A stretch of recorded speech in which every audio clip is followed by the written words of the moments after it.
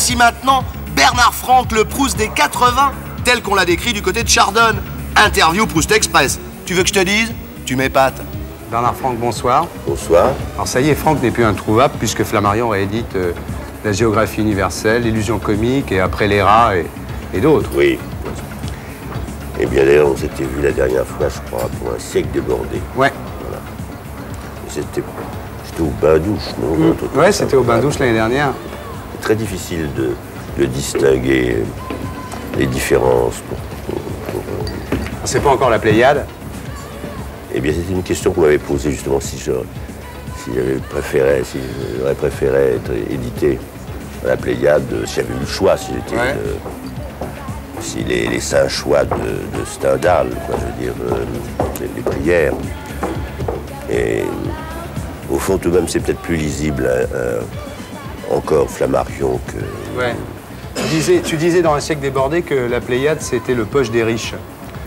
Oui. Mais maintenant, ça me manque, parce que comme j'ai toujours pas de bibliothèque, parce que je déménage trop souvent, et au sens d'un appartement à l'autre, ça me manque, peut-être que je vais choisir la Pléiade. Mais enfin, il y a Bouquin qui est très très bien aussi. Il y a une sorte de concurrence qui a un côté peut-être un peu plus démocratique et plus... Ça tient mieux, peut-être. Tu déménages, mais pourtant, tu as une vie très rangée maintenant, non? Eh bien, j'ai toujours eu une vie très rangée. Non, mais là, c'est 2 petites filles, une femme, voilà, plus de whisky, du Perrier. Non, ça, le plus de whisky, c'est... C'est pour la télé?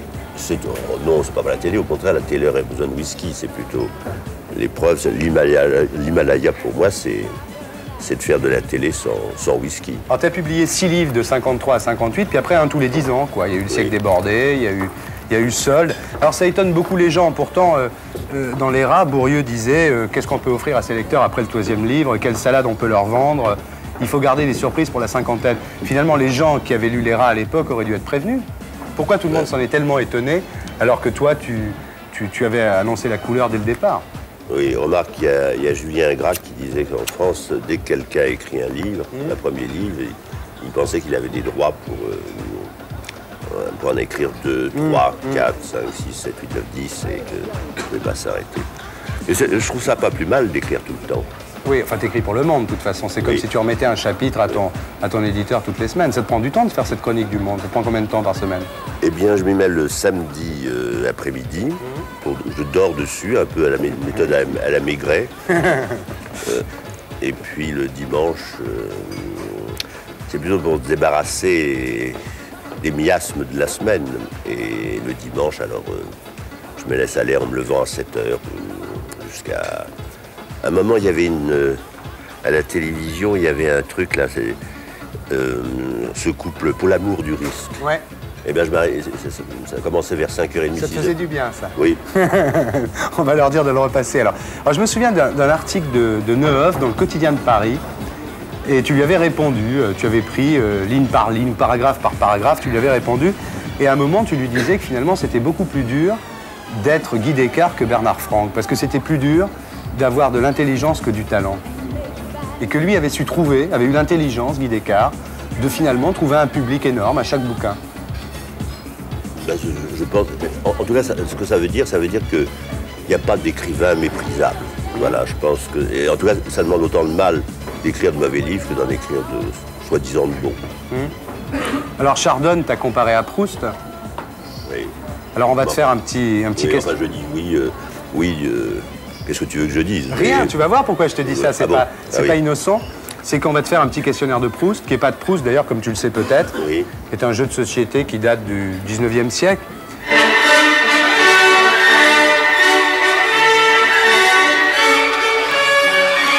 Si je te dis par exemple, Bernard Franck, c'est quoi pour toi le comble de la misère?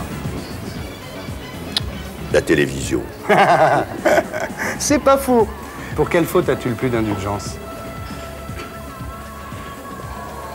Oh, pour la gourmandise. Tes héros de roman préférés?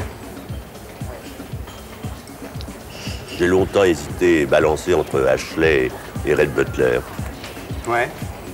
Et puis... Je sais pas, on a des héros de romans préférés jusqu'à 14 ans. Ton personnage historique favori? Henri III. Pourquoi?